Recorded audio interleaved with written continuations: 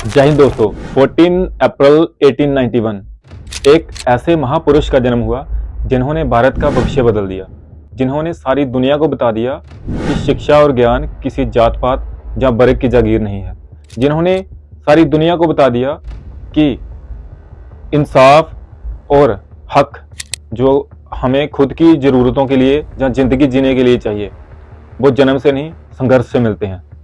शायद आप समझ ही चुके होंगे मैं बात कर रहा हूँ the father of Indian constitution and our first law minister doctor B.R. Ambedkar ji. The scheduled caste leader, Dr. B.R. Ambedkar, was a prominent invitee to the historic talks. By these interviews, the Cabinet mission continues to get a comprehensive idea of the currents and undercurrents of India's politics. Doctor B.R. Ambedkar ji का जन्म मध्य प्रदेश के माऊ district में एक Mahar family में हुआ था। Lower caste में जन्म होने की वजह से इनको पढ़ने का अधिकार नहीं था, पर फिर भी पढ़ाई में इनका इंटरेस्ट देखते हुए इनके पिताजी रामजी मालोजी सुखपाल जी ने इन्हें कैसे भी करके एक स्कूल में एडमिशन दिलवाई।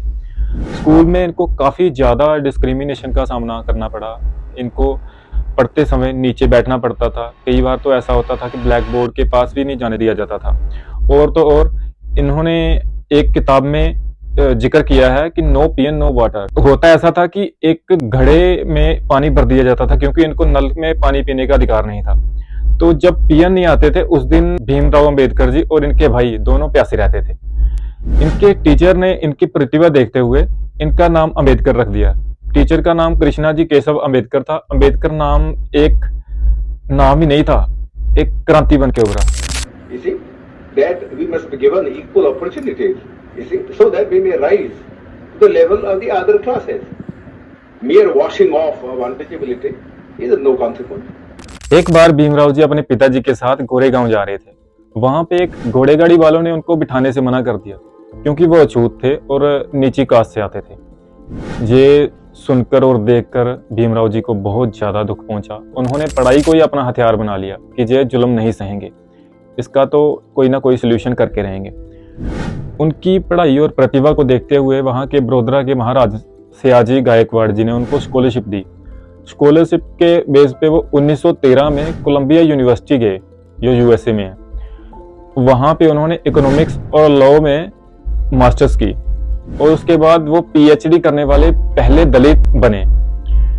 देन उन्होंने लंदन स्कूल ऑफ इकोनॉमिक्स से डॉक्टरेट और बैरिस्टर की degree Lee.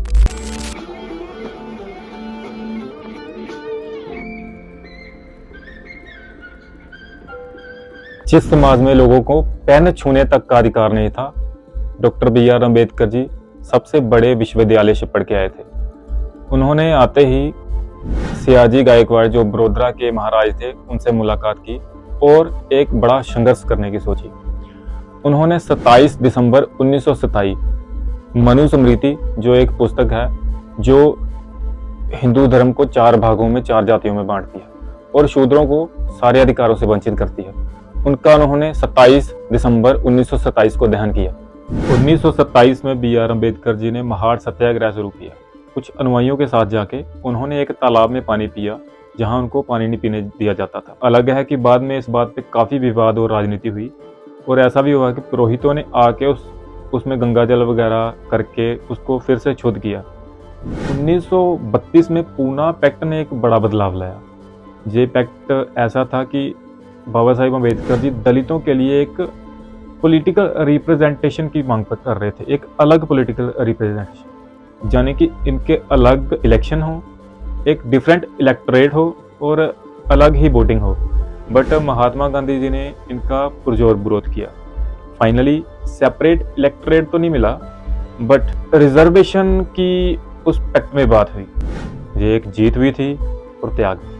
By this kind of a system, give the untouchables 2 votes and give them a population representation of ratio, so that the weightage would be in terms of. ये तो एक शुरुआत थी। Doctor Bhimrao Ambedkar ji संविधान से लेकर Hindu code bill तक एक नए भारत की नींव रख रहे थे। 1947 भारत आजाद हुआ।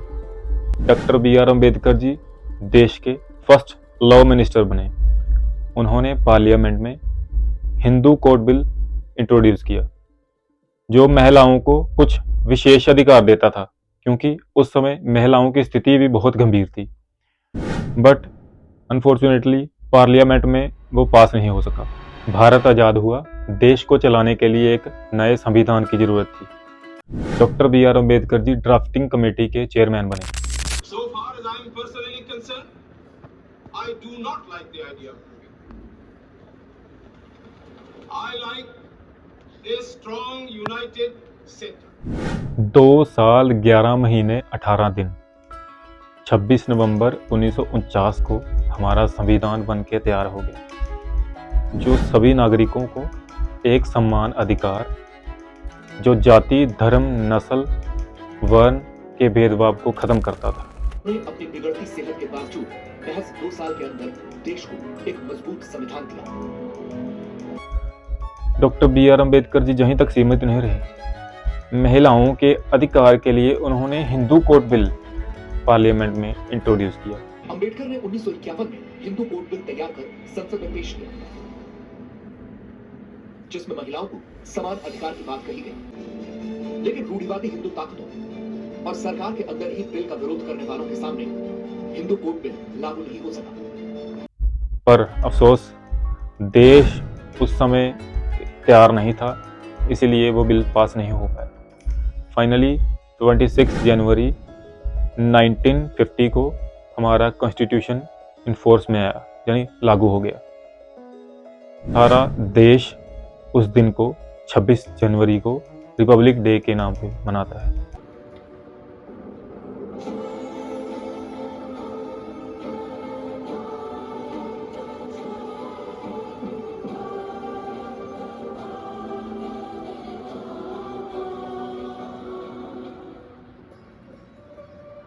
उन्होंने हिंदू धर्म में जाति प्रथा के विरोध में लाखों लोगों के साथ 14 अक्टूबर 1956 को बौद्ध धर्म अपना लिया।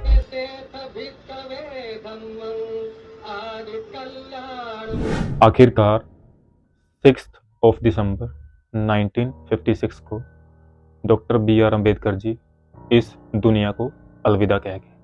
The champion of women and the minorities.